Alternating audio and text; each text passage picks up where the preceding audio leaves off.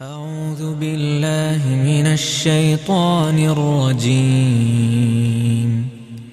بسم الله الرحمن الرحيم. ولقد آتينا داود وسليمان علما وقال الحمد لله الذي فضلنا على كثير من عباده المؤمنين. وورث سليمان داود وقال يا أيها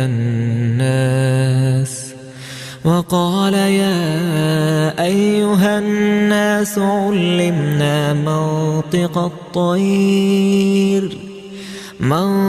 الطير وأوتينا من كل شيء إن هذا لهو الفضل المبين. അസ്സലാമു അലൈക്കും വറഹ്മത്തുള്ളാഹി വബറകാതുഹു. ഖുർആൻ പദം 1269 ദിവസത്തിലേക്ക് എല്ലാവരെയും ഹാർദമായി സ്വാഗതം ചെയ്യുന്നു. വിശുദ്ധ ഖുർആനിലെ 27-ാമത്തെ അധ്യായമായ സൂറത്തുൻ നംലിലെ 15-16 ആയത്തുകളാണ് ഇന്ന് പഠന വിധേയമാക്കുന്നത്. ക്ലാസ് ആരംഭിക്കുന്നതിനായി ആദരണീയനായ ഡോക്ടർ എ വിലായത്ത് ക്ലാസ് സാഹിബിനെ ക്ഷണിക്കുന്നു. അസ്സലാമു അലൈക്കും വറഹ്മത്തുള്ളാഹി വബറകാതുഹു. أعوذ بالله من الشيطان الرجيم. بسم الله الرحمن الرحيم. ولقد آتينا داود وسليمان علما وقال الحمد لله الذي فضلنا على كثير من عباده المؤمنين. وورث سليمان داود وقال يا أيها الناس علمنا منطق الطير وأوتينا من كل شيء إن هذا لهو الفضل المبين. صدق الله العلي العظيم. സൂറത്തുൻ നംലിലെ 15-16 ആയത്തുകളാണ് ഞാൻ നിങ്ങളെ കേൾപ്പിച്ചിട്ടുള്ളത്. ഇന്നു മുതൽ നമ്മുടെ സെഷൻ 6:30 ആരംഭിക്കുന്നത്. ഫജ്ർ നമസ്കാരം കഴിഞ്ഞ് ആവശ്യത്തിന് സമയം കിട്ടാത്തത് കൊണ്ടാണ് ഒരൽപ്പം കൂടി വൈകിച്ചത്. സൂറത്തുൻ നംലിന്റെ തുടക്കത്തിൽ അതിന്റെ ആമുഖ ഭാഷണത്തിനെ തുടർന്ന് അല്ലാഹു മൂസ അലൈഹിസ്സലാമിന്റെ ദൗത്യ നിർവഹണ ജീവിതവുമായി ബന്ധപ്പെട്ടുകൊണ്ടുള്ള ചില കാര്യങ്ങൾ വളരെ സംക്ഷിപ്തമായിട്ട് പരാമർശിക്കുകയായിരുന്നു. മൂസ അലൈഹിസ്സലാം അദ്ദേഹത്തിന്റെ യൗവനകാലത്ത് അദ്ദേഹത്തിന് സംഭവിച്ച ഒരു പാതകം, ഒരു തെറ്റ്, അതിനെക്കുറിച്ച് വലിയ ബോധം, അതിനെക്കുറിച്ച് വലിയ അവയർനെസ് ഒക്കെ ഉള്ള ആ കുറ്റബോധമുള്ള നിലക്കാണ് ഈജിപ്തിലേക്ക് തിരിച്ചു വരുന്നത്. ആ ഘട്ടത്തിലാണ് അള്ളാഹു അദ്ദേഹത്തെ ദൈവിക പ്രവാചകനായി തെരഞ്ഞെടുത്തുകൊണ്ട് ദൗത്യം ചുമതലപ്പെടുത്തി ഏൽപ്പിക്കുന്നത്. അങ്ങനെയാണ് അള്ളാഹു പ്രത്യേകമായി നൽകിയ 9 ദൃഷ്ടാന്തങ്ങളുമായിട്ടാണ് അദ്ദേഹം ഈജിപ്ഷ്യൻ സമൂഹത്തിലേക്ക് കടന്നു വരികയുണ്ടായത്. ഫിറോനും അയാളെ പിന്തുണച്ചുകൊണ്ട് നിന്നിരുന്ന പ്രമാണിമാരുമൊക്കെ അദ്ദേഹം അവരുടെ മുന്നിൽ ഉയർത്തി കാണിച്ച ദൃഷ്ടാന്തങ്ങൾ ദൈവികമാണ് എന്നത് ശരിക്കും ബോധ്യപ്പെട്ട ആളുകളാണ്. വസ്തൈഖനത്ഹ അൻഫുസുഹും എന്നാണ് ഖുർആൻ ഇവിടെ അതിനെക്കുറിച്ച് പരാമർശിക്കുകയുണ്ടായത്. അവരുടെ മനസ്സുകളൊക്കെ അതില് ആവുകയാണ് ഉണ്ടായത് എന്ന് പറഞ്ഞാൽ അവർക്കൊക്കെയും മൂസ അലൈഹി ഇസ്ലാം അവരുടെ മുന്നിൽ കാണിച്ചുകൊണ്ടിരിക്കുന്നതൊക്കെയും ദൈവിക ദൃഷ്ടാന്തങ്ങളാണ് എന്നത് ദൃഢബോധ്യം, അവരുടെ മനസ്സുകളിൽ ദൃഢബോധ്യം ഉണ്ടായതാണ്. അങ്ങനെ ദൃഢബോധ്യം ഉണ്ടായതിന് ശേഷമാണ് അവര് വജഹദൂ ബിഹ ളുൽമം വഉലുവ, അവര് അക്രമപരമായും താൻപോരിമ കാണിച്ചുകൊണ്ടുമൊക്കെ അതിനെ നിഷേധിക്കുകയുണ്ടായത്. അവർ വലിയ കൊടിയ അക്രമം ചെയ്യുന്നവരായിക്കൊണ്ടും തങ്ങളുടെ തന്നെ നേട്ടങ്ങളിലും സ്ഥാനങ്ങളിലും പദവികളിലും കഴിവുകളിലുമൊക്കെ വലിയ ഔദത്യബോധം കാണിച്ചുകൊണ്ടുമൊക്കെയാണ് മൂസ അലൈഹി ഇസ്ലാം കാണിച്ച ദൃഷ്ടാന്തങ്ങളെ അവര് നിഷേധിച്ചു കളഞ്ഞത്. ഇത് നിഷേധിക്കുമ്പോഴും ആ വാചകത്തിന്റെ മധ്യത്തിലായിട്ട് അള്ളാഹു ഒരു പാരന്തറ്റിക്കലായ ഒരു എക്സ്പ്രഷൻ ആയിട്ടാണ് ഈ ഭാഗം ഉൾപ്പെടുത്തിയിട്ടുള്ളത്. വസ്തൈഖനത്ഹ അൻഫുസുഹും, അവരുടെ മനസ്സുകള് അതുമായി ബന്ധപ്പെട്ടുകൊണ്ട് ദൃഢബോധ്യമുള്ളവരായിട്ടുണ്ട്. മനസ്സുകൾക്ക് അവരുടെ സെറിബ്രൽ ഫാക്കൽറ്റീസ്, ഇന്റലക്ച്വൽ ഫാക്കൽറ്റീസിലൊന്നും തന്നെ അവർക്ക് മൂസ അലൈഹി ഇസ്ലാമിൻ കാണിച്ച ദൃഷ്ടാന്തങ്ങളെ തള്ളിക്കളയാൻ, നിഷേധിക്കാൻ ബുദ്ധിപരമായ തലത്തിൽ സാധിക്കുകയില്ല. കാരണം അവരൊന്നും ഉന്നയിക്കുന്ന ആരോപണങ്ങളുണ്ടല്ലോ, സിഹിറാണ് എന്നൊക്കെ പറഞ്ഞുകൊണ്ടുള്ള, അതൊക്കെ അവർക്ക് പരിചയമുള്ള സംഗതികളാണ്. സിഹിർ എന്നാൽ എന്താണ്, സമൂഹത്തില് സാഹിറുകൾ എന്തൊക്കെയാണ് ചെയ്യുന്നത്, അവരെന്താണ് ലക്ഷ്യമിടുന്നത് എന്നതൊക്കെ അവർക്കറിയാം.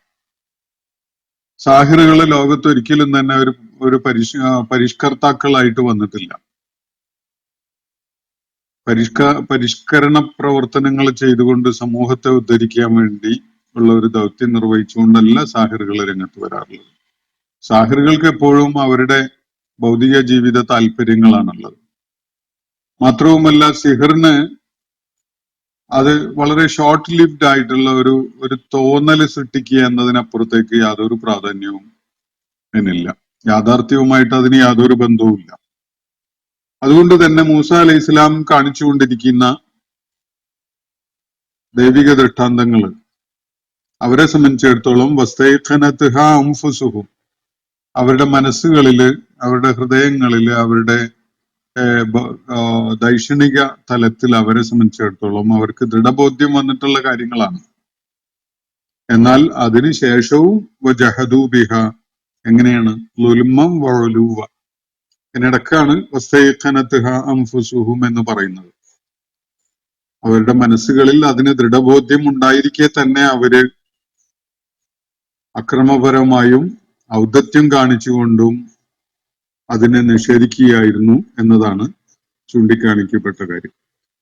ഇത് ചരിത്രത്തിലെ വ്യത്യസ്തമായ നിലപാടുകൾ സ്വീകരിച്ച ആളുകളുടെ കൂട്ടത്തില് ഒരു ഉദാഹരണമാണ് ഈജിപ്ഷ്യൻ സമൂഹം, പ്രത്യേകിച്ച് ഫിറഔനെ പിന്തുണച്ചുകൊണ്ടിരുന്ന ആളുകളും എടുത്ത നിലപാട്.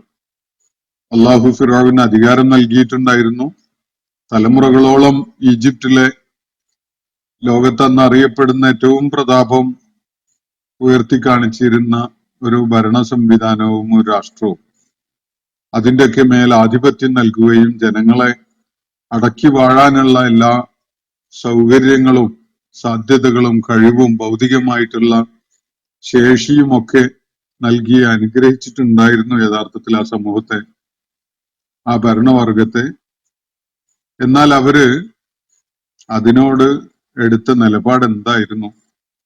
കടുത്ത ധിക്കാരവും അക്രമവും നന്ദികേടും കൃതജ്ഞതയുമാണ് അവര് നിരന്തരം കാണിച്ചുകൊണ്ടിരുന്നത്. സ്വന്തം കഴിവുകളുടെ പേരിൽ അവർ വലിയ ഔദത്യത്തിലായിരുന്നു. തങ്ങളുടെ മേന്മ കൊണ്ട് ഉണ്ടായതാണ് എന്ന വിധത്തിലുള്ള ഒരു നിലപാട്, ബാക്കിയുള്ളവരെയൊക്കെ നിസാരന്മാരും അധമന്മാരും ഒക്കെയായിട്ട് കാണുന്നതായിരുന്നു അവരുടെ തുടർന്നു വന്നിരുന്ന നിലപാട്. എത്രത്തോളം എന്ന് പറഞ്ഞാൽ സൂറത്തുൽ ഖസസിൽ നമ്മൾ കാണുകയുണ്ടായി ഒരു വാചകം.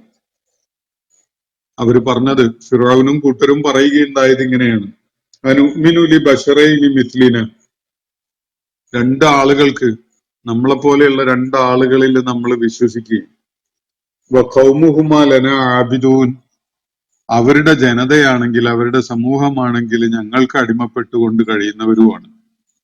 അപ്പൊ ഞങ്ങളുടെ കീഴിൽ ഞങ്ങളുടെ അടിമകളായി കഴിയുന്ന ഒരു സമൂഹത്തിൽ നിന്നുള്ള രണ്ടാളുകൾക്ക് അവരിൽ വിശ്വാസം അർപ്പിക്കുകയോ എന്നാണ് അവരുടെ ആ ധിക്കാരവും അഹന്തയും ഔദത്യവും ഒക്കെ വെളിപ്പെടുത്തുന്ന വിധത്തില് ഒരു ഘട്ടത്തിൽ അവര് ചോദിക്കുകയുണ്ടായത്. ഇത് സത്യം കണ്ടെത്താനുള്ള ആഗ്രഹം അവരിൽ ഉണ്ടായിരുന്നില്ല, സത്യത്തിനോട് യാതൊരു പ്രതിബദ്ധതയും ഉണ്ടായിരുന്നില്ല. മറിച്ച് അവർക്ക് പ്രതിബദ്ധത ഉണ്ടായിരുന്നത് അവരുടെ കിബിറിനോടും, അവര് സ്വയം താല്പര്യമുള്ള അവര് വലിയ ആളുകളാണ് എന്ന് ഉള്ള അവരുടെ ആ ബോധത്തിനോടുമൊക്കെയായിരുന്നു അവർക്ക് പ്രതിബദ്ധത ഉണ്ടായിരുന്നത്. അതാണ് അള്ളാഹു ഇവിടെ വ്യക്തമാക്കിയിട്ടുള്ളത്. ഒലുവും കാണിച്ചുകൊണ്ടാണ് അവര് അതിനെ നിഷേധിക്കുകയുണ്ടായത് എന്നത്. ഇത് ചരിത്രത്തിലെ ശ്രദ്ധേയമായൊരു ചിത്രമാണ്. അള്ളാഹു വലിയ അനുഗ്രഹങ്ങൾ, അധികാരം, സാധ്യതകൾ, ഭൗതികമായ നേട്ടങ്ങൾ ഇതൊക്കെ നൽകി ഒരു കൂട്ടരെ അനുഗ്രഹിച്ചിട്ട് ആ അനുഗ്രഹങ്ങളോട് അവരെങ്ങനെ പ്രതികരിച്ചു, ആ അനുഗ്രഹങ്ങളെ അവരെങ്ങനെ നോക്കിക്കണ്ടു എന്നതിന്റെ ഒരു വളരെ വ്യക്തതയുള്ള, തെളിമയുള്ള ഒരു സാക്ഷ്യമാണിത്. എല്ലാവരും ഇങ്ങനെയല്ല. അള്ളാഹു അനുഗ്രഹങ്ങൾ ചൊരിഞ്ഞു നൽകിയിട്ടുള്ള ആളുകള്, അള്ളാഹുവിന്റെ ധാരാളമായ അനുഗ്രഹങ്ങൾ ലഭിച്ചിട്ടുള്ള ആളുകൾ എല്ലാ ഘട്ടത്തിലും എല്ലാവരും ഇങ്ങനെ ധിക്കാരവും അഹന്തയും അക്രമവും ഒന്നും കാണിക്കുന്നവരായിട്ടല്ല ജീവിച്ചിട്ടുള്ളത്. ഇനി തുടർന്നുള്ള വാക്കുകളില് അല്ലെങ്കിൽ തുടർന്ന് വരുന്ന ആയാത്തുകളില് അള്ളാഹു മറ്റൊരു ചിത്രമാണ് വരച്ചു കാണിക്കുന്നത്. ഇവിടെ ഫിറോവിന്റെയും കൂട്ടരുടെയും ചിത്രം വരച്ചു കാണിച്ചപ്പോ അതിനെ തുടർന്ന് മറ്റൊരു ചിത്രം, അത് ദാവൂദ് അലൈഹിസ്ലാമിന്റെയും സുലൈമാൻ അലൈഹിസ്ലാമിന്റെയുമാണ്. അതുമായി ബന്ധപ്പെട്ടുകൊണ്ടുള്ള വിവരണങ്ങളുടെ തുടക്കത്തിലാണ്, അല്ലെങ്കിൽ ആ തുടക്ക ഭാഗമാണ് ഞാൻ ഇന്ന് നിങ്ങളെ കേൾപ്പിച്ചിട്ടുള്ള ഈ 15, 16 ആയത്തുകളിൽ അടങ്ങിയിട്ടുള്ളത്. നമുക്ക് ഇന്ന് വായിച്ചു വെച്ചിട്ടുള്ള ആയത്തുകളെ ഫോക്കസ് ചെയ്തുകൊണ്ട് അതിന്റെ സൂചനകൾ മനസ്സിലാക്കാൻ വേണ്ടി ശ്രമിക്കാം. വലഖദ് ആതൈനാ ദാവൂദ വ സുലൈമാൻ, ദാവൂദിനും സുലൈമാനും നിശ്ചയമായിട്ടും നാം നൽകുകയുണ്ടായി. ഇൽമൻ, ജ്ഞാനം, പ്രത്യേകമായ ജ്ഞാനം, ദൈവിക ജ്ഞാനം ദാവൂദിനും സുലൈമാനും നാം നൽകുകയുണ്ടായി എന്നാണ് ഇവിടെ പറയുന്നത്. ഇൽമ് എന്നത് ദൈവികമായ വളരെ സുപ്രധാനമായ ഒരു സംഗതിയാണ്. അറിവിന്റെ സ്രോതസ് അള്ളാഹുവാണ്. വിശുദ്ധ ഖുർആന് പലയിടത്തും വ്യക്തമാക്കിയിട്ടുണ്ട്. അള്ളാഹുവിൻ്റെതാണ് ജ്ഞാനം എന്ന് പറയുന്നത്. ആ ജ്ഞാനത്തിൽ അള്ളാഹുവിന്റെ അനുമതി ഇല്ലാതെ ആർക്കും കൈയിട്ട് വരാൻ കഴിയില്ല. അള്ളാഹു വെച്ച ക്രമം അനുസരിച്ച് അള്ളാഹുവിന്റെ ഔദാര്യം എന്നുള്ള നിലക്ക് അള്ളാഹു തുറന്നു കൊടുക്കുന്ന ഏറ്റവും വിശിഷ്ടമായ ഒരു അനുഗ്രഹമാണ് ജ്ഞാനം എന്നത്. ഇത് മനുഷ്യാസ്തിത്വവുമായി ബന്ധപ്പെട്ടുകൊണ്ടും മനുഷ്യന്റെ ഭാഗധേയവുമായി ബന്ധപ്പെട്ടുകൊണ്ടും ഒക്കെയുള്ള കാര്യങ്ങളെ വളരെ സമഗ്രമായി മനസ്സിലാക്കാൻ സഹായിക്കുന്ന ദൈവിക ജ്ഞാനത്തെയാണ് ഇവിടെ സൂചിപ്പിക്കപ്പെടുന്നത്. പ്രവാചകന്മാരും മുഖേന, ദൈവിക ഗ്രന്ഥങ്ങളും മുഖേന വെളിപ്പെടുത്തപ്പെട്ടിട്ടുള്ളത് ഈ ജ്ഞാനത്തിന്റെ ഭാഗമായ കാര്യങ്ങളാണ്. സുലൈമാൻ അലൈഹിസ്ലാമിനും അദ്ദേഹത്തിന്റെ പിതാവ് ദാവൂദ് അലൈഹിസ്ലാമിനും തീർച്ചയായിട്ടും നാം ജ്ഞാനം നൽകുകയുണ്ടായി എന്നാണ് ഇവിടെ പരാമർശിക്കപ്പെടുന്നത്. ദാവൂദ് അലൈഹിസ്ലാം എല്ലാവർക്കും പരിചയമുണ്ടാകുമെന്നാണ് ഞാൻ മനസ്സിലാക്കുന്നത്. ദാവൂദ് അലൈഹിസ്ലാമും അദ്ദേഹത്തിന്റെ പുത്രൻ സുലൈമാൻ അലൈഹിസ്ലാമും, ഇവർ രണ്ടുപേരും ബനു ഇസ്രായേൽ സമൂഹത്തില് മൂസ അലൈഹിസ്ലാമിന്റെ കാലശേഷം ഈസ അലൈഹിസ്ലാം വരുന്നതിന് മുമ്പായി ജീവിച്ചിരുന്ന ആളുകളാണ്. കൃത്യമായിട്ട് ചരിത്ര സ്രോതസ്സുകളിൽ നിന്ന് മനസ്സിലാക്കാൻ പറ്റുന്നത് ക്രിസ്തുവിന് മുമ്പ് 965 മുതൽ 926 വരെയുള്ള കാലത്താണ്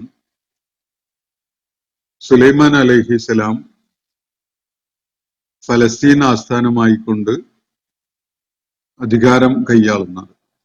അള്ളാഹുവിന്റെ പ്രവാചകനായിരുന്നു എന്നതോടൊപ്പം തന്നെ അദ്ദേഹം ബനു ഇസ്രായേൽ സമൂഹത്തിന്റെ ഫലസ്തീൻ കേന്ദ്രമായിക്കൊണ്ടുള്ള ആ രാഷ്ട്ര സംവിധാനത്തിന്റെ അധിപനായിട്ടാണ് ഉണ്ടായിരുന്നത്. അദ്ദേഹത്തിന്റെ പിതാവും അങ്ങനെ തന്നെ, ദാവൂദ് അലൈഹിസ്സലാം. ജാലൂത്തിനെ വധിച്ച്, ഗോലിയാത്തിനെ വധിച്ച് തങ്ങളുടെ മുന്നിലെ മാർഗതടസ്സം നീക്കി ഫലസ്തീനില് ജെറുസലേം ആസ്ഥാനമായിക്കൊണ്ട് ബനു ഇസ്രായേൽ സമൂഹം അധിവസിക്കുകയും അവിടെ ഒരു രാഷ്ട്ര നിർമ്മിതി നടക്കുകയൊക്കെ ചെയ്യുന്നത് ദാവൂദ് അലൈഹിസ്സലാമിന്റെ നേതൃത്വത്തിലാണ്. യുവാവായ ദാവൂദ് അലൈഹിസ്സലാമാണ് ജാലൂത്തിനെ നേരിടുന്നത്. ഏറ്റവും വലിയ വെല്ലുവിളിയായിട്ട് ബനു ഇസ്രായേൽ സമൂഹം കണ്ടിരുന്നത് ജാലൂത്തിനെയാണ്. ഗോലിയാത്ത് എന്നാണ് ഇംഗ്ലീഷിൽ പറയാറുള്ളത്. ഗോലിയാത്തിനെ നേരിട്ട് അയാളെ വധിക്കുകയും വകവരുത്തുകയൊക്കെ ചെയ്തുകൊണ്ട് ആ നാടിനെ വിമോചിപ്പിക്കുകയും അവിടെ നീതിയുടെയും സത്യത്തിന്റെയും ധർമ്മത്തിന്റെയും അടിസ്ഥാനത്തിലുള്ള ഒരു രാഷ്ട്രം സ്ഥാപിക്കുന്നത് ദാവൂദ് അലൈഹിസ്സലാമാണ്. അദ്ദേഹം ദൈവിക പ്രവാചകൻ തന്നെയായിരുന്നു. അദ്ദേഹത്തിന്റെ മുന്നെയും ആ സമൂഹത്തിലേക്ക് ധാരാളം പ്രവാചകന്മാരെ അള്ളാഹു നിയോഗിച്ച് അയച്ചിട്ടുണ്ടായിരുന്നു. അദ്ദേഹത്തിന് ശേഷം അദ്ദേഹത്തിന്റെ പുത്രൻ ആ ചുമതല നൽകപ്പെടുന്നുണ്ട്. അങ്ങനെ സുലൈമാൻ അലൈഹിസ്സലാമും ദൈവിക പ്രവാചകൻ എന്നുള്ള നിലക്ക് ദൗത്യം നിർവഹിച്ച ആളാണ്.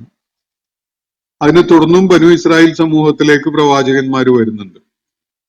പക്ഷെ ചരിത്രത്തിൽ വളരെ ശ്രദ്ധേയമായ ഒരു ഘട്ടം ബനു ഇസ്രായേൽ സമൂഹത്തിന്റെ നേതൃത്വത്തിലുള്ള ഒരു ലോകക്രമം തന്നെ നിലവിൽ വരുന്നത് ദാവൂദ് അലൈഹിസ്ലാമിന്റെയും സുലൈമാൻ അലൈഹിസ്ലാമിന്റെയും കാലഘട്ടങ്ങളിലായിട്ടാണ്. ഏകദേശം ക്രിസ്തുവിന് മുമ്പ് 1000 വർഷം മുമ്പ്, അല്ലെങ്കിൽ ഒരു 9 നൂറ്റാണ്ടുകളിലേറെ കാലം മുമ്പ് ഉണ്ടായ ഒരു ചരിത്ര സംഭവമാണ് ഇവിടെ പരാമർശിക്കപ്പെടുന്നത്. സുലൈമാൻ അലൈഹിസ്ലാം ലോകത്തിന്റെ മുഴുവൻ ആധിപത്യമുണ്ടായിരുന്ന ചക്രവർത്തിയായിരുന്നു എന്ന വിധത്തിലൊക്കെ വിവരണങ്ങൾ കാണാം. യഥാർത്ഥത്തില് ഫലസ്തീൻ, ജോർദാൻ, സിറിയ തുടങ്ങിയിട്ടുള്ള ആ ഭൂപ്രദേശമായിരുന്നു സുലൈമാൻ അലൈഹിസ്സലാമിന്റെ നേരിട്ടുള്ള ഭരണത്തിനും നിയന്ത്രണത്തിനും ഒക്കെ കീഴിലുണ്ടായിരുന്നത്. പക്ഷെ അദ്ദേഹത്തിന് അതിൽ കൂടുതലായിട്ടുള്ള ഒരുപക്ഷെ അക്കാലത്ത് അറിയപ്പെടുന്ന ജനവാസമുള്ള ഭൂപ്രദേശങ്ങളുടെ മേൽ മുഴുവനായിട്ടും നിയന്ത്രണം ഉണ്ടാകുന്ന വിധത്തിലുള്ള ചില സാധ്യതകൾ അദ്ദേഹത്തിന് ഉണ്ടായിരുന്നു. ആ സാധ്യതകളിലേക്ക് അള്ളാഹു ഇവിടെ വിരൽ ചൂണ്ടുന്നുണ്ട്.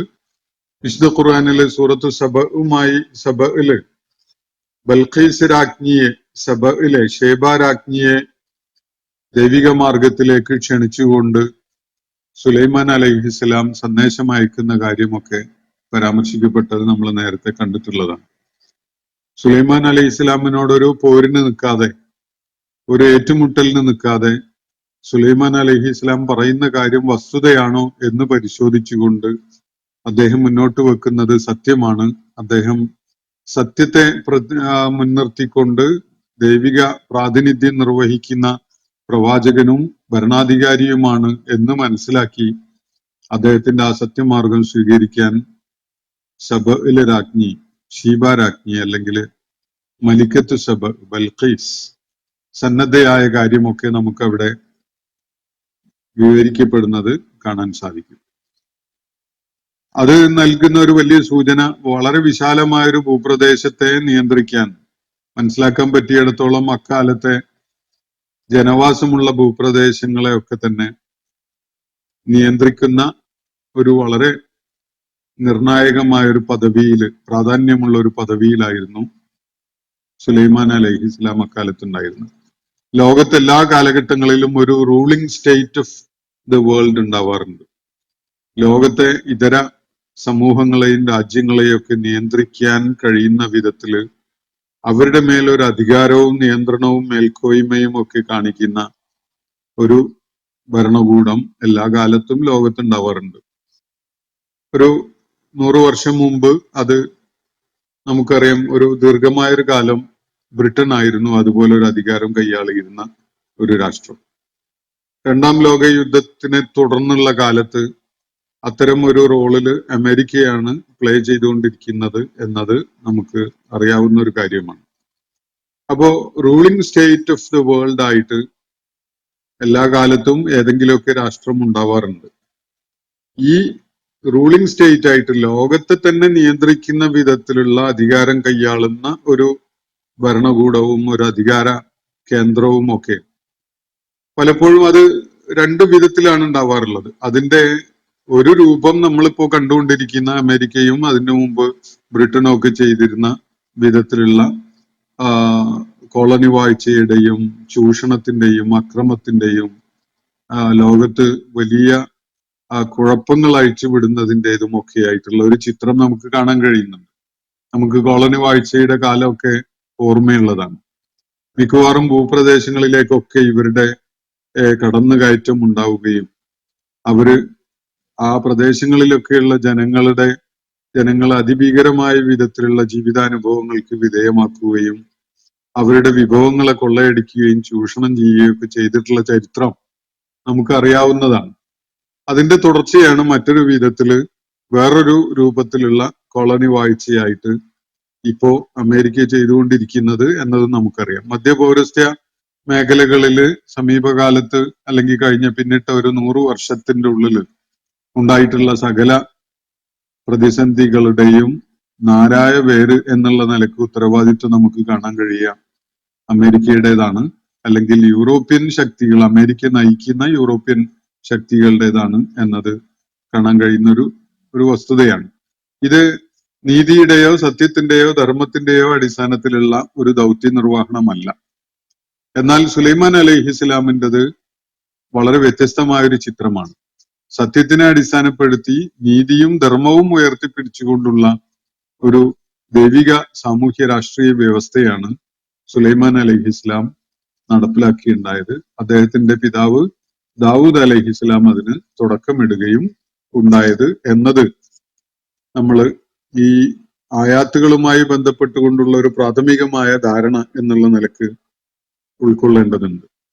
അപ്പോ വലക്കത് ആത്തൈന ദാവൂദ വ സുലൈമാന ഇൽമൻ, ദാവൂദിനും സുലൈമാനും നിശ്ചയമായിട്ടും നാം അതിവിശിഷ്ടമായ ജ്ഞാനം നൽകുകയുണ്ടായിട്ടുണ്ട്. ജ്ഞാനമാണ്, നോളജാണ് എല്ലാ കാലഘട്ടങ്ങളിലും വലിയ ശക്തിയായി മാറിയിട്ടുള്ളത്. അറിവ് പകർന്നു നൽകപ്പെട്ട ആളുകൾ പലപ്പോഴും അക്രമത്തിന്റെ വഴിയിലേക്ക്, ആളുകളെ ചൂഷണം ചെയ്യുന്ന, ദ്രോഹം ചെയ്യുന്ന വഴിയിലേക്കൊക്കെ നീങ്ങിന്ന് വരും. അത് വേറൊരു മാതൃകയാണ്. ഞാൻ നേരത്തെ പറഞ്ഞല്ലോ, ബ്രിട്ടീഷ് അമേരിക്കൻ സാമ്രാജ്യത്വത്തിന്റെ ഒക്കെ ചിത്രം അതാണ്. എന്നാൽ സുലൈമാൻ അലൈഹിസ്സലാമും അദ്ദേഹത്തിന്റെ പിതാവ് ദാവൂദ് അലൈഹിസ്സലാമും ദൈവിക പ്രവാചകന്മാരായിരുന്നു. അവര് സത്യം അടിസ്ഥാനപ്പെടുത്തിക്കൊണ്ട് നീതിയും ധർമ്മവും നടപ്പിലാക്കിക്കൊണ്ട് ഒരു ലോകക്രമം സൃഷ്ടിച്ച ആളുകളാണ്. വഖാല, അവരിരുവരും പറയുകയുണ്ടായത് ഇങ്ങനെയാണ്. അള്ളാഹു വലിയ അനുഗ്രഹങ്ങൾ അവർക്ക് നൽകി, അറിവ് നൽകി. അറിവിനെ തുടർന്ന് സ്വാഭാവികമായിട്ടും അവർക്ക് അധികാരവും സ്വാധീനവും നിയന്ത്രണവും അങ്ങനെ പല അനുഗ്രഹങ്ങളും അവർക്ക് നൽകപ്പെടുകയുണ്ടായിട്ടുണ്ട്. വഖാല, അവരിരുവരും പറഞ്ഞത് ഇങ്ങനെയാണ്. അൽഹംദുലില്ലാഹില്ലദീ ഫദ്ദലനാ അലാ കസീരിൻ മിൻ ഇബാദിഹിൽ മുഅ്മിനീൻ, തന്റെ വിശ്വാസികളായ അടിമകളിൽ വളരെ പേരെക്കാളും ഞങ്ങൾക്ക് ശ്രേഷ്ഠതയും ഔദാര്യവും നൽകിയിട്ടുള്ള അള്ളാഹുവിന് സർവസ്തുതിയും എന്നാണ് അവരിരുവരും പറഞ്ഞുകൊണ്ടിരുന്നത്. തങ്ങൾക്ക് കിട്ടിയ അറിവിന്റെയോ അധികാരത്തിന്റെയോ സ്വാധീനത്തിന്റെയോ പേരിൽ അഹന്തയും ധിക്കാരവും കാണിക്കുകയല്ല അവര് ചെയ്തിട്ടുള്ളത്. മറിച്ച് വിനയാന്വിതരായിക്കൊണ്ട് അവര് പറയുന്നത്, യഥാർത്ഥത്തിൽ ഇതുപോലെയുള്ള അനുഗ്രഹങ്ങള് അർഹിക്കുന്നവരാണ് എല്ലാ വിശ്വാസികളും തന്നെയും. എന്നാൽ പോലും അവരെക്കാളൊക്കെ ഏറെയായിട്ട് വലിയ ശ്രേഷ്ഠതയും മഹത്വവും അതുപോലെ ഔദാര്യവും ഒക്കെ അള്ളാഹു ഞങ്ങൾക്ക് ഇരുവർക്കും നൽകിയിട്ടുണ്ട്. അതിന്റെ പേരിൽ ഞങ്ങൾ അള്ളാഹുവിനോട് സ്തുതികീർത്തനങ്ങൾ അർപ്പിച്ചുകൊണ്ട് അവന്റെ മുന്നിൽ വിനയാന്വിതരാവുകയാണ് എന്നാണ് സുലൈമാൻ അലൈഹി ഇസ്ലാമും പിതാവ് ദാവൂദ് അലൈഹി ഇസ്ലാമും പറയുകയുണ്ടായത്. വഖാല, അവരിരുവരും പറഞ്ഞു. അത് അറബി ഭാഷയിലെ അപൂർവം ഭാഷകളിലെ ഇങ്ങനെ ഉള്ളൂ. രണ്ടു പേര് സംസാരിക്കുമ്പോൾ അതിന് ഡുവൽ വോയിസ് ആയിട്ട് വരുന്ന, അതിന്റെ പേഴ്സൺ കണക്കാക്കുന്ന രണ്ടു പേര് എന്നുള്ള നിലക്ക് അവരിരുവരും പറഞ്ഞു എന്നൊക്കെ പറയേണ്ടി വരും മലയാളത്തിൽ. പക്ഷെ അറബിയിൽ ഖാല എന്ന് പറഞ്ഞാൽ മതിയാവും. ഖാല എന്ന് പറഞ്ഞ ഒരാൾ പറഞ്ഞു, ഖാല എന്ന് പറഞ്ഞാല് രണ്ടുപേര് പറഞ്ഞു, ആണുങ്ങള്. ഖാലു എന്ന് പറഞ്ഞാല് അവര് ധാരാളം പേര് പറഞ്ഞു എന്നാണ്. അത് ബഹുവചനാണ്. അപ്പൊ ദ്വിവചനം എന്നൊരു സാധ്യത അറബി ഭാഷയിൽ ഉണ്ട്, വേറെ ചില ഭാഷകളിലും ഉണ്ട് എന്നാണ് ഞാൻ മനസ്സിലാക്കിയിട്ടുള്ളത്. അപ്പോ കാല അവരിരുവരും പറഞ്ഞു, അൽഹംദുലില്ലാ, അള്ളാഹുവിനാണ് സർവസ്തുതിയും. എന്നിട്ട് ആ അള്ളാഹുവിനെ അവര് വിവരിക്കുന്നത് ഇങ്ങനെയാണ്, അല്ലദീ ഫളലന അലാ കസീരിൻ മിൻ ഇബാദിഹിൽ മുഅ്മിനീൻ, തന്റെ വിശ്വാസികളായ അടിയാറുകളുടെ കൂട്ടത്തില് അവരെക്കാളൊക്കെ വലിയ ഔദാര്യവും ഫضലും ഞങ്ങൾക്ക് നൽകിയിട്ടുള്ളവനായ അള്ളാഹുവിന് സർവസ്തുതിയും എന്ന് പറഞ്ഞുകൊണ്ട് അള്ളാഹുവിന്റെ മുന്നില് വിനയാന്വിതരാവുകയാണ് അള്ളാഹുവിന്റെ ഈ രണ്ട് ദൂതന്മാരും ദാസന്മാരുമായ ആളുകൾ. അപ്പോ വരിസ സുലൈമാനു ദാവൂദ, പിന്നീട് സുലൈമാൻ ദാവൂദിന്റെ അനന്തരാവകാശിയായി മാറി.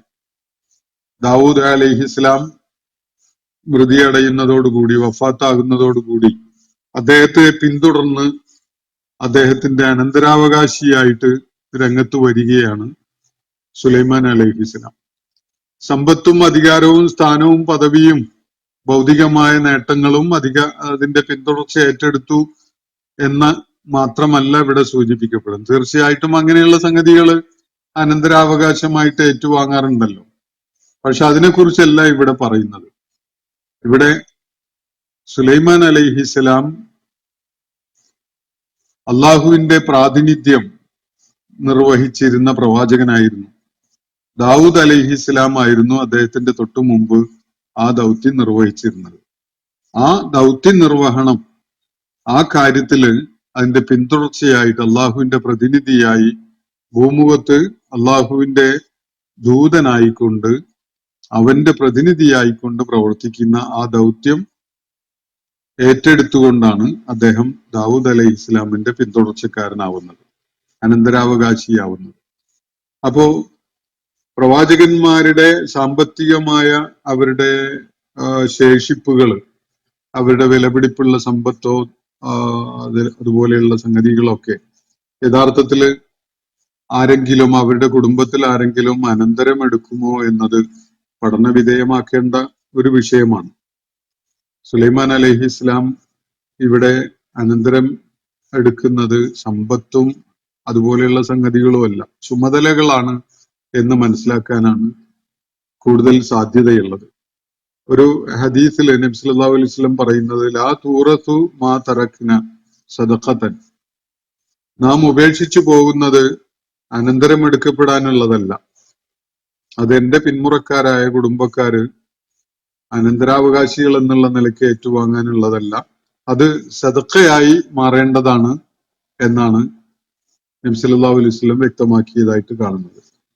അതുപോലെ മറ്റൊരു ഹദീസിൽ ഇന്ന നബിയ ലാ യൂറസു, നിശ്ചയമായിട്ടും അള്ളാഹുവിന്റെ പ്രവാചകൻ അനന്തരം എടുക്കപ്പെടുന്നതല്ല, അവരുടെ പിന്മുറക്കാര്, അവരുടെ അടുത്ത രക്തബന്ധുക്കള് അവരെ അനന്തരാവകാശികളായിട്ട് വന്ന് അദ്ദേഹം ഉപേക്ഷിച്ചു പോകുന്ന വിലപിടിപ്പുള്ളത് ഏറ്റുവാങ്ങാവുന്നതല്ല. ഇന്നമാ മീറാസുഹു ഫി ഫുഖറാഇൽ മുസ്ലിമീന വൽ മസാക്കീൻ, ഞാൻ എന്തെങ്കിലും അനന്തര സ്വത്ത് വിട്ടേച്ചു പോകുന്നുണ്ടെങ്കിൽ അതിന്റെ അനന്തരാവകാശം ഏറ്റുവാങ്ങേണ്ടത് മുസ്ലിം സമൂഹത്തിലെ ദരിദ്രരും അതുപോലെ അഗതികളുമാണ് എന്നാണ് ആ ഹദീസിൽ വ്യക്തമാക്കപ്പെടുന്നത്. അപ്പോ പ്രവാചകന്മാരുടെ അനന്തരാവകാശം യഥാർത്ഥത്തിൽ വല്ല സമ്പത്തോ വിലപിടിപ്പുള്ള വല്ലതും അവർ വിട്ടേച്ചു പോവുകയാണെങ്കിൽ അത് സമൂഹത്തിലെ ദരിദ്രർക്കും അഗതികൾക്കുമായിട്ട് വിഹിതം വെച്ച് നൽകപ്പെടേണ്ടതാണ് എന്നൊരു സൂചനയാണ് നമുക്കിവിടെ ഈ ഹദീസിൽ കാണാൻ കഴിയുന്നത്. ഇതേ കാര്യം സുലൈമാൻ അലൈഹി ഇസ്ലാമിന്റെ കാര്യത്തില്, ദാവൂദ് അലൈഹി ഇസ്ലാമിന്റെ കാര്യത്തിലൊക്കെ ബാധകമാണെങ്കിൽ, ആണ് എന്നാണ് ഞാൻ മനസ്സിലാക്കുന്നത്. അങ്ങനെയാണെങ്കിൽ തീർച്ചയായിട്ടും ഇവിടെ സുലൈമാൻ അലൈഹി ഇസ്ലാം അനന്തരാവകാശമായിട്ട് ഏറ്റെടുത്തു എന്ന് പറയുന്നത് പ്രവാചകൻ എന്നുള്ള നിലക്ക്, അള്ളാഹുവിന്റെ ഖലീഫ എന്നുള്ള നിലക്ക് ഒക്കെയുള്ള ചുമതലയും ദൗത്യവും ഉത്തരവാദിത്വവും ഒക്കെയാണ് എന്നാണ് എനിക്ക് മനസ്സിലാക്കാൻ പറ്റുന്നത്. അപ്പോ സുലൈമാൻ അലൈഹി ഇസ്ലാമിനെ പരാമർശിച്ചുകൊണ്ട് അള്ളാഹു പറയുകയാണ്, വരിസ സുലൈമാനു ദാവൂദ, സുലൈമാൻ അലൈഹിസ്സലാം ദാവൂദിനെ അനന്തരാവകാശിയായിട്ട് വന്നു. അദ്ദേഹം ദാവൂദ് അലൈഹി ഇസ്ലാമിനെ അനന്തരമെടുത്തു. വഖാല, അപ്പോ ആ ഘട്ടത്തിൽ അദ്ദേഹം പറഞ്ഞു, യാ അയ്യുഹന്നാസ്, ജനങ്ങളെ, ഉല്ലിംന മന്തിഖത്വയ്ർ, നമുക്ക് പക്ഷികളുടെ ഭാഷ പഠിപ്പിക്കപ്പെട്ടിരിക്കുന്നു. പറവകളുടെ ഭാഷ, അവരുടെ കമ്മ്യൂണിക്കേഷൻ സിസ്റ്റം മനസ്സിലാക്കാനുള്ള സിദ്ധി നമുക്ക് പടച്ച തമ്പുരാൻ തന്നിരിക്കുന്നു എന്നാണ് സുലൈമാൻ അലൈഹിസ്സലാം പറയുന്നത്. നമ്മൾ പക്ഷികളുടെ കളകള കൂജനവും അവരുടെ ശബ്ദം, പല വിധത്തിലുള്ള ശബ്ദം പുറപ്പെടുവിക്കല് ഒക്കെ തന്നെ നമ്മൾ കേട്ട് അതിന്റെ ഒരു ആനന്ദം നമ്മളൊക്കെ അനുഭവിക്കാറുണ്ട്. ധാരാളം കവികള് പറവകളുടെ അത്തരം ശബ്ദ ചേരുവകളെയോ അവരുടെ സംഗീതാത്മകതയുള്ള കൂവലും അതുപോലെയുള്ള ശബ്ദം പുറപ്പെടുവിക്കലും ഒക്കെ അതിനെയൊക്കെ ആസ്വദിക്കുന്ന വിധത്തില് അവയിലുള്ള ആനന്ദം രേഖപ്പെടുത്തിക്കൊണ്ടൊക്കെയുള്ള കവിത രചനയൊക്കെ നടത്തിയത് കാണാൻ സാധിക്കും. പക്ഷെ എന്താണ് ഈ പക്ഷികള് പറഞ്ഞുകൊണ്ടിരിക്കുന്നത്, കമ്മ്യൂണിക്കേറ്റ് ചെയ്തുകൊണ്ടിരിക്കുന്നത് എന്നത്, അവർക്കിടയിൽ നടക്കുന്ന സംവേദനം എന്താണ് എന്നത് എത്രത്തോളം നമുക്കൊക്കെ അറിയാം, നമുക്ക് മനസ്സിലാക്കാൻ കഴിയുന്നു എന്നത് ആലോചിക്കാവുന്നതേ ഉള്ളൂ. സുലൈമാൻ അലൈഹിസ്സലാമിന്റെ അവസ്ഥ വ്യത്യസ്തമാണ്. അദ്ദേഹത്തിന് പക്ഷികളുടെ സംസാര ഭാഷ, അവരുടെ മന്തിഖ്, നുത്ഖ് എന്ന് പറഞ്ഞാൽ എക്സ്പ്രസ് ചെയ്യുക, ആർട്ടിക്കുലേറ്റ് ചെയ്യുക എന്നൊക്കെയാണ് അർത്ഥം. അപ്പൊ അവരുടെ ആർട്ടിക്കുലേഷന്റെ സൂചനകള് നമുക്ക് പഠിപ്പിക്കപ്പെട്ടിരിക്കുന്നു എന്നാണ് സുലൈമാൻ അലൈഹിസ്സലാം ഇവിടെ പറയുന്നത്. ഇതുമായി ബന്ധപ്പെട്ടുകൊണ്ടുള്ള ചില വിശദാംശങ്ങൾ കൂടി വരേണ്ടതുണ്ട്. വിശുദ്ധ ഖുർആൻ തന്നെ അത് നമുക്ക് പറഞ്ഞു തരുന്നുണ്ട്. നമുക്ക് അതിലേക്ക് പിന്നീട് പോകാം. ഊതീന മിൻ കുല്ലി ശൈ, മാത്രവുമല്ല നമുക്ക് എല്ലാം നൽകപ്പെട്ടിരിക്കുന്നു. എല്ലാ ആവശ്യങ്ങളും നിർവഹിക്കാൻ വേണ്ട സൗകര്യങ്ങളൊക്കെയും നമുക്ക് നൽകപ്പെട്ടിരിക്കുന്നു എന്നാണ് സുലൈമാൻ അലൈഹിസ്സലാം അള്ളാഹു അദ്ദേഹത്തിന് ചെയ്തു കൊടുത്തിട്ടുള്ള വലിയ അനുഗ്രഹങ്ങളെ സ്മരിച്ചുകൊണ്ട് പറയുന്നത്. ഇന്ന ഹാദ ലഹു അൽ ഫദുലുൽ മുബീൻ, വളരെ വ്യക്തമായിട്ടും ഇത് വലിയ ഔദാര്യം തന്നെയാണ്. അള്ളാഹു സുബ്ഹാനഹു വ തആല ഞങ്ങൾക്ക് ചെയ്തു തന്നിട്ടുള്ള, അല്ലെങ്കിൽ നമുക്ക് ചെയ്തു തന്നിട്ടുള്ള വലിയ ഔദാര്യം തന്നെയാണ് ഇതൊക്കെ. അവന് ഇൽമ് നൽകി, പ്രവാചകനായിട്ട് തെരഞ്ഞെടുത്തു, ഖലീഫയായിട്ട് അധികാരം നൽകിക്കൊണ്ട് ചുമതല ഏൽപ്പിച്ചു, പക്ഷികളുടെ സംസാരം മനസ്സിലാക്കാനുള്ള കഴിവ് തന്നു.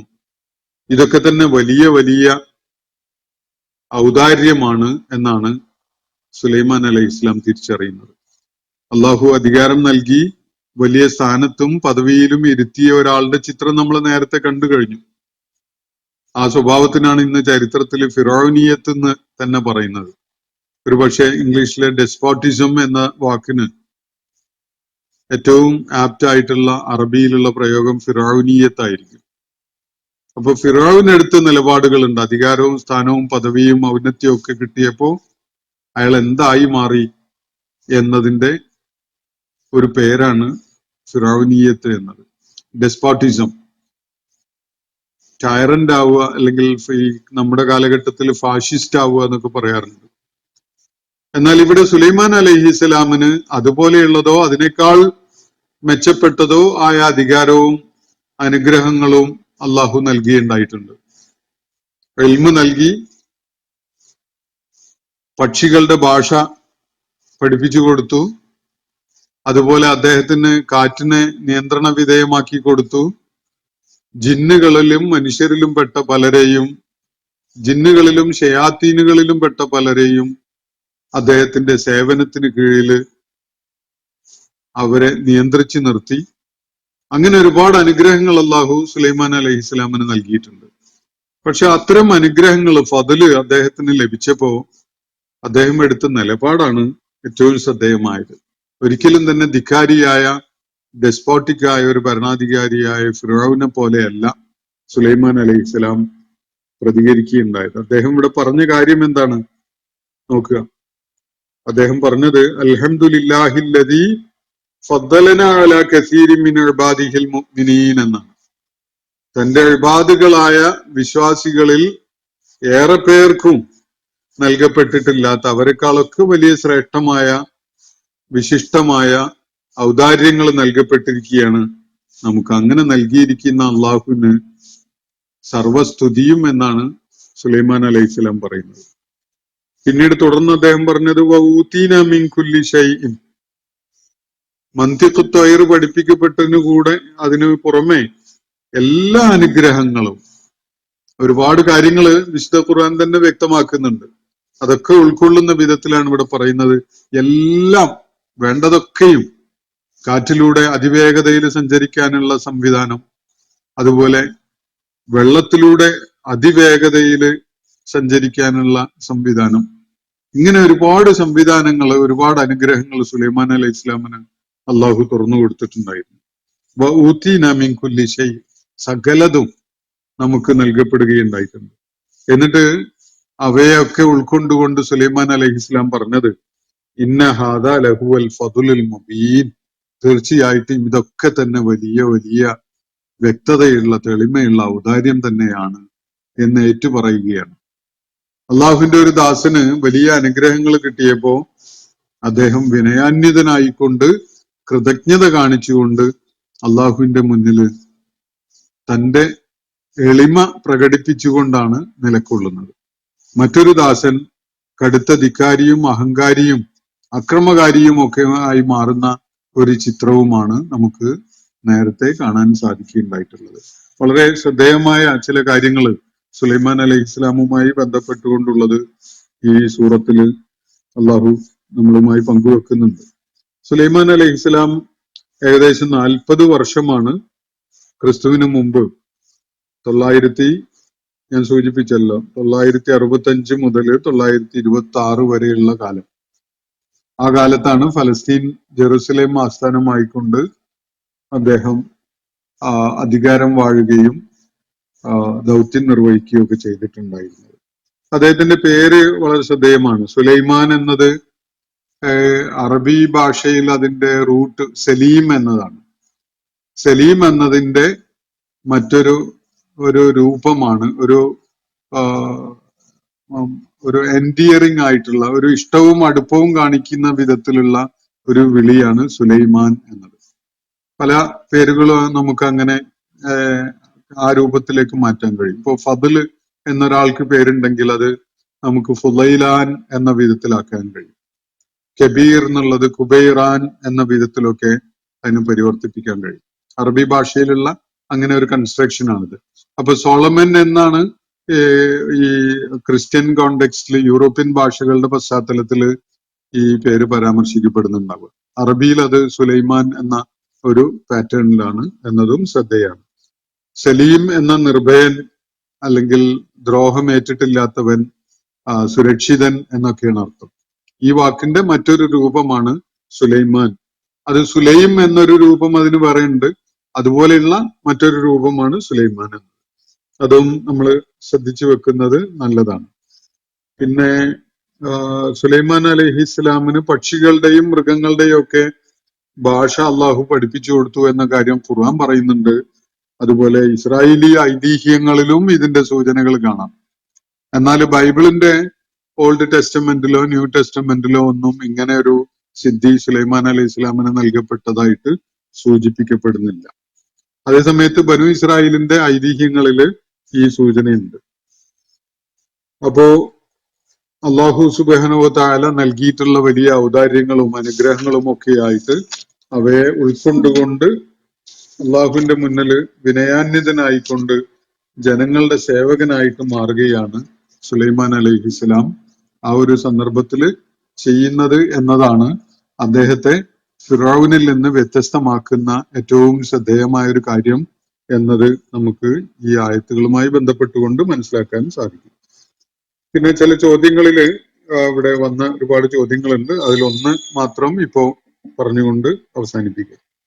സൗദി അറേബ്യയിലെ ചില ഭരണ സ്വാധീനമുള്ള കുടുംബങ്ങളും വ്യക്തികളും മറ്റും വൈദേശിക സ്വാധീനത്തിലാണ് എന്ന് പറയുന്നത് ഇസ്ലാമിക വിശ്വാസ സംഹിതയുടെ ഒരു പരാജയമല്ലേ കാണേണ്ടത് എന്നാണ് ചിന്മയ ചോദിക്കുന്നത്. ഇസ്ലാമിക വിശ്വാസത്തിന്റെ പരാജയമായിട്ട് അതിനെ കാണാൻ പറ്റൂല. മനുഷ്യര് പല നിലപാടുകളും പല കാലഘട്ടങ്ങളിലും ദൈവിക സന്ദേശത്തോട് സ്വീകരിക്കാറുണ്ട്. ചിലര് ഇപ്പൊ നമ്മൾ സൂചിപ്പിച്ച വിധത്തില് ഫിറൗനായി മാറുമ്പോൾ വേറെ ചിലര് സുലൈമാനായിട്ട് മാറും. അത് മനുഷ്യരുടെ ചോയ്സ് ആണ്. അങ്ങനെ ചൂസ് ചെയ്യാൻ പറ്റുന്ന വിധത്തിലാണ് അള്ളാഹു മനുഷ്യരെ സൃഷ്ടിച്ചിട്ടുള്ളത്. ഇത് ഖുർആന്റെയോ ഇസ്ലാമിന്റെയോ മാത്രം നിലപാടല്ല. ഭാരതീയ വേദങ്ങളിൽ അല്ലെങ്കിൽ ഐതിഹ്യങ്ങളിലൊക്കെയുള്ള സൂചനകൾ. ഇപ്പൊ ധർമ്മച്യുതി ഉണ്ടാകുമ്പോ ധർമ്മം പുനഃസ്ഥാപിക്കാൻ വേണ്ടി ദൈവം അവതരിക്കും എന്നത് നമുക്ക് ഭഗവത്ഗീതയിൽ സൂചന കാണാൻ കഴിയും. സംഭവാമി യുഗേ യുഗേ എന്ന് പറഞ്ഞുകൊണ്ട് ധർമ്മ സംസ്ഥാപനാർത്ഥായ സംഭവാമി യുഗേ യുഗേ, ഓരോ യുഗങ്ങളിലും ധർമ്മം പുനഃസ്ഥാപിക്കുന്നതിന് വേണ്ടി അവതരിക്കും എന്നൊരു സൂചന നമുക്ക് കാണാൻ കഴിയുന്നുണ്ട്. അപ്പോ വിശുദ്ധ ഖുർആൻ മുന്നോട്ട് വെക്കുന്നത് ഒരിക്കല് ഒരു ധർമ്മ വ്യവസ്ഥ നടപ്പിലായി കഴിഞ്ഞാൽ ആ സമൂഹം എല്ലാ കാലത്തും അതിന്റെ ആളുകളായി അതിനോട് പ്രതിബദ്ധത കാണിച്ചുകൊണ്ട് അങ്ങനെ നിലകൊള്ളും എന്നല്ല. ആളുകളിൽ വിജയിക്കുന്നവരും പരാജയപ്പെടുന്നവരും ഒക്കെ ഉണ്ടാവും. സ്ഥിരമായിട്ട് ഒരേ അവസ്ഥയിൽ നിൽക്കുകയാണെങ്കിൽ പിന്നെ ദൈവിക പരീക്ഷണം ആരിലും ബാധകമാവില്ലല്ലോ. എല്ലാ തലമുറകൾക്കും എല്ലാ വ്യക്തികൾക്കും ദൈവിക പരീക്ഷണം ഉണ്ടാവും. ദൈവിക പരീക്ഷണങ്ങളിൽ ചിലര് ദൈവത്തിന്റെ മാർഗദർശനം ഉൾക്കൊണ്ടുകൊണ്ടുള്ള നിലപാട് സ്വീകരിച്ച് വിജയികളായി മാറും, വേറെ ചിലര് പരാജയപ്പെടുകയും ചെയ്യും. ഇസ്ലാമിക ചരിത്രത്തിലും ഇസ്ലാമിക ആദർശത്തിനോട് പ്രതിബദ്ധത 100% കാണിച്ചുകൊണ്ട് നിലകൊണ്ട ആളുകളും വ്യക്തികളും ഭരണാധികാരികളും ഉണ്ടായിട്ടുണ്ട്. ഇപ്പോഴത്തെ ചരിത്രഘട്ടത്തില് ഉള്ള പോലെ വേറെ ഒരു സാമൂഹ്യ രാഷ്ട്രീയ ഘടനയുടെ അവയോട് വിധേയത്വം കാണിച്ചുകൊണ്ട് നിലകൊള്ളേണ്ടി വന്ന അവസ്ഥയും സാഹചര്യങ്ങളും ഒക്കെ അതും ഉണ്ട്. അത് ചിലതൊക്കെ കുറ്റകരമായ വിധത്തിലാണെങ്കിൽ ചിലതൊക്കെ വളരെ നിവൃത്തിയില്ലായ്കയുടെ അവസ്ഥയിലൊക്കെ ആയിരിക്കാനും സാധ്യതയുണ്ട്. അതിലേക്കൊന്നും ഞാൻ തൽക്കാലം പോകുന്നില്ല. അത് പക്ഷേ ഇസ്ലാമിന്റെ ഒരു പരാജയമല്ലേ കാണുന്നത് എന്ന് ചോദിച്ചാൽ, ലോകത്ത് ആദ്യത്തെ ഒരു പ്രവാചകൻ വരേണ്ട കാര്യമല്ലേ ഉണ്ടാവുള്ളൂ, പിന്നെ വരേണ്ടതില്ലല്ലോ. ഒരിക്കൽ ഇസ്ലാം സ്ഥാപിതമായി കഴിഞ്ഞാൽ അതങ്ങനെ നിലനിന്നു പോകുമെങ്കിൽ പിന്നീട് ആ ദൗത്യം ഏറ്റെടുത്ത് നിർവഹിക്കാൻ പ്രവാചകന്മാരോ പരിഷ്കർത്താക്കളോ ഒന്നും ആവശ്യമുണ്ടാവുമായിരുന്നില്ലല്ലോ. ആ വിധത്തിലല്ല മനുഷ്യനെ അള്ളാഹു സൃഷ്ടിച്ചിട്ടുള്ളത് എന്ന് മനസ്സിലാക്കുക. അപ്പൊ നിങ്ങൾക്ക് കാര്യം അതിന്റെ വ്യക്തതയോടുകൂടി ഉൾക്കൊള്ളാൻ സാധിക്കും. അപ്പൊ ഞാൻ ഇന്നത്തെ സെഷൻ ഇവിടെ അവസാനിപ്പിക്കുകയാണ്. ബാക്കി ചോദ്യങ്ങൾ തുടർന്നുള്ള സെഷനുകളിൽ നമുക്ക് കൈകാര്യം ചെയ്യാം. അള്ളാഹു നമ്മെ എല്ലാവരെയും അനുഗ്രഹിക്കുമാറാവട്ടെ. വാഖിർ ദഅവാന അനിൽ ഹംദുലില്ലാഹി റബ്ബിൽ ആലമീൻ.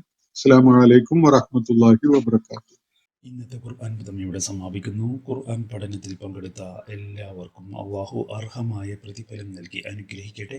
വആഖിറു ദഅവാന അനിൽ ഹംദുലില്ലാഹി റബ്ബിൽ ആലമീൻ. അസ്സലാമു അലൈക്കും വറഹ്മത്തുള്ളാഹി വബറകാതുഹു.